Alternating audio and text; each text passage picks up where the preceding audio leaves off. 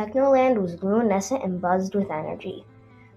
The gears clicked, machines hummed, and everywhere one could see wires jutting out and into buildings. Robots whizzed by, beeping with enthusiasm. On a small sidewalk in the city, Scorpio swished his poisonous tail impatiently, wishing his sister Night was here. Suddenly, a hovercar pulled up in front of him. A shadow figure stepped out of the car, its body and face clothed in a mysterious black cloak. Need a ride to school? Father, is that you? Why are you wearing a cloak? Yes, Scorp, it's me. I have hidden my appearance so the news reporters will not bother me. Scorpio gets into the car. As they drive along, he sees buildings moving. Finally, Duke de Clancy, the father, spoke. I rushed over today to meet you to talk about some serious matters. Your sister, Night, is having a hard time at school. Boys are throwing rocks at her because she's my daughter. Why do they throw rocks at her but not at me? Asked Scorpio. Well, you're a male. One day you'll inherit my title, property, and power. On the other hand, your sister will not. Do you remember King Blahanama and how his daughter was far superior than the brother? Do you remember who inherited everything? A sudden silence hit them both as they reflected on what was said. The hover car pulled up behind a bush a couple of meters away from the front of the school, Crown Academy. The school was colossal, divided into different buildings for the elementary and high school divisions. Each was protected with a gold laser shooting fence, crystal walls, marble floors, and glass elevators. Both buildings had diamond-encrusted crowns studded on top. Students were streaming into the buildings while teachers greeted the new arrivals. At lunch, Scorpio noticed his sister sitting alone at one of the tables. Nearby, boys were glaring at her with a dirty look in their eyes, softly muttering to one another. Scorpio stepped up and sat down next to Night. How are you, sis? I saw some boys staring at you. Night responded in a cold voice. Everything is fine. Mind your own business. The lunch bell rings. Lunch is over. Scorpio and Night refuse to talk to each other. They settle in their science class and their teacher is talking. Today we are going to be talking about the unsafe water in our country. There once was a man named Shadow who invented a machine that created clean drinking water. The machine was called the Dirty Goner. Shadow was always interested in helping solve the water pollution problem in Technoland. He wanted to make a machine that could solve the problem. Once while making the machine, Shadow was approached by a girl in his class named Sky.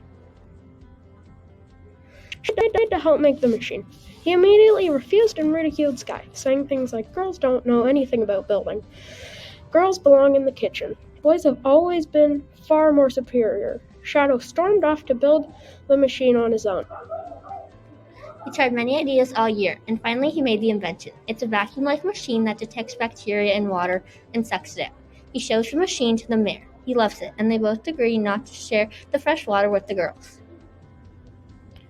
Why did they make that agreement? Well, the way the machine was made is that there's a filter that once it's full, they need to get rid of it. But they can't risk getting any bacteria in the clean water, so they need to get new filters.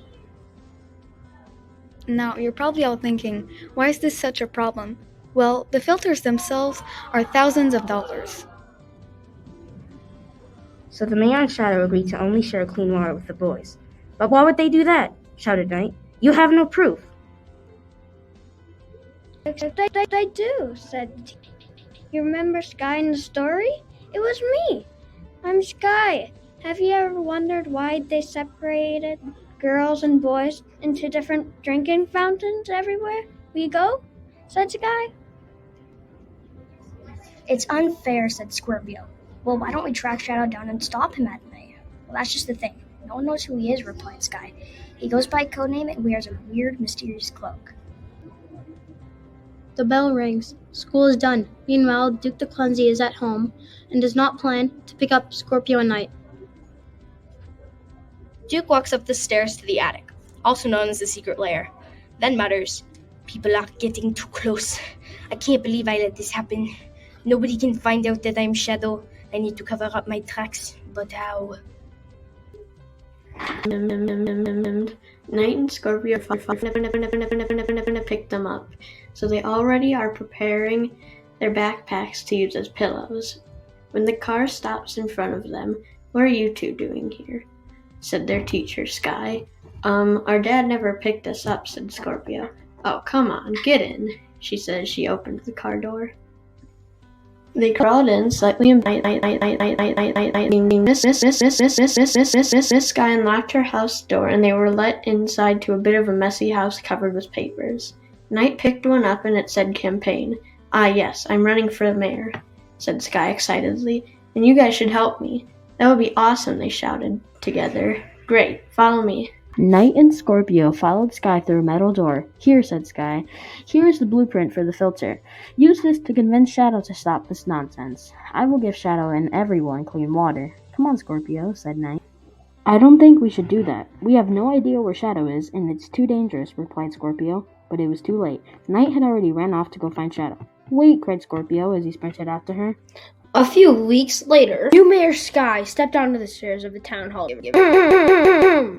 Everybody, today I'll be giving you guys a speech about our filters. We will be making new filters. Our new filters will be cheaper, and both genders will be able to use them. It has the same mechanics as the other one, but cheaper. We are developing it right now, and best scientists are working out in the lab. Take a couple months to finish. It will be in the lab for a long time. Not for long, a mysterious man in the crowd said. She tells the guards they're protecting her to get him in, and the guards on the lab to be on high alert. The guards couldn't catch him. Sky rushed through the lab, pointing out the scientists and what they were working on. As she told people, "High alert! Shadow might hear. Make sure he is caught. Shadow's lair." How can I must find a way to stop this. Wait. I am Shadow. They cannot do this to me. Maybe if I destroy the machine, no one will know I stole the blueprints. But how will I do it? I could try my old cyber axe. It might work if I hit it hard enough. Shadow rushed to his basement to get his knowing that his machine was somewhere deep in the techno reservoir. Shadow's assistant Twilight walked in and said that Sky was working on a cheaper filter. "Impossible," Shadow said. "I must take a look immediately." "I got it. I know what to do. The kids have always been attracted to their teacher like northern and southern magnets, so what if I stage a fake meetup? I can invite the teacher over, then as sneakily as possible, I ask the teacher if it was a long drive. She will tell me the street that she lives on, and I will apologize.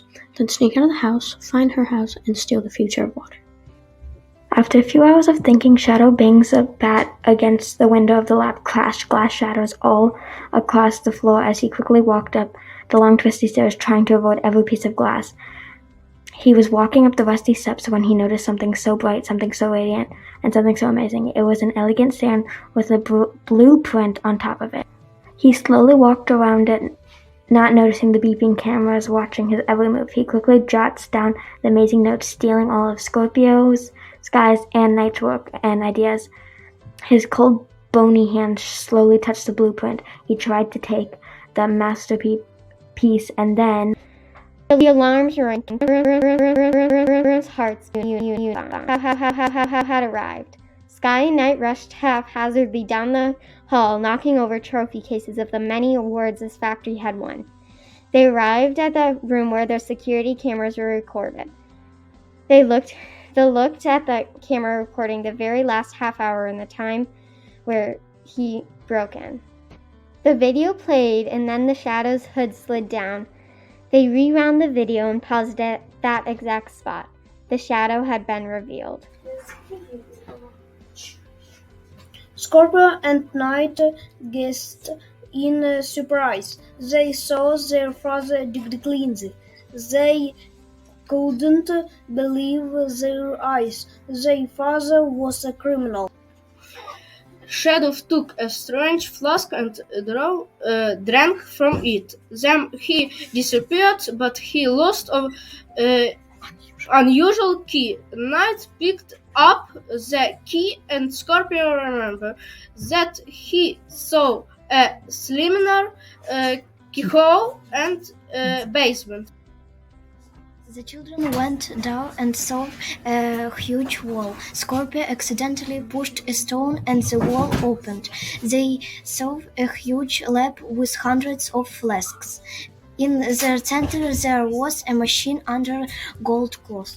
They lifted the machine and the wall closed. They were trapped. The Scorpio lifted a lock and found the floor hatch. It was the way out. They ran through the tunnel and got to the surface in the city square. There were a lot of people and they were shocked to see the field. Scorpio and Night gave the filter to Sky. Now everybody can have clean water. Men and women, boys and girls, everybody was happy.